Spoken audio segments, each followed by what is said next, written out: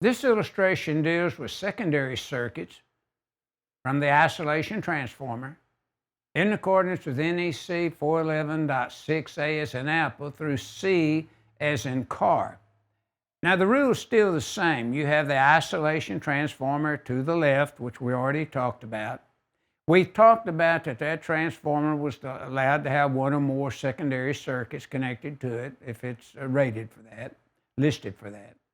And then notice the branch circuit rating should be 20 amps or less.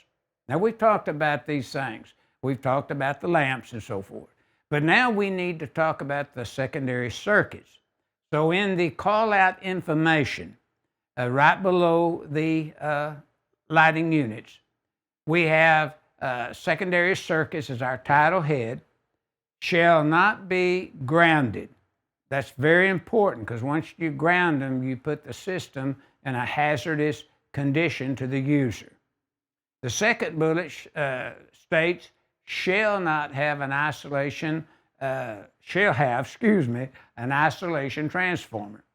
The third bullet, bare conductor shall be at least 7 foot from the finished floor, if that be the case.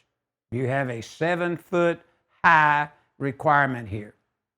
The next bullet says shall not be listed for lower height than 7 foot. Not under that condition. And then the final bullet says, yes, you can find this information in 511.6c as in car. So figure 4-36 is dealing and talking about secondary circuits that the electrician is installing at a residence or a commercial type building, usually in accordance with NEC 411.6a through C as in car. This illustration 4-36 is illustrating this height limitation.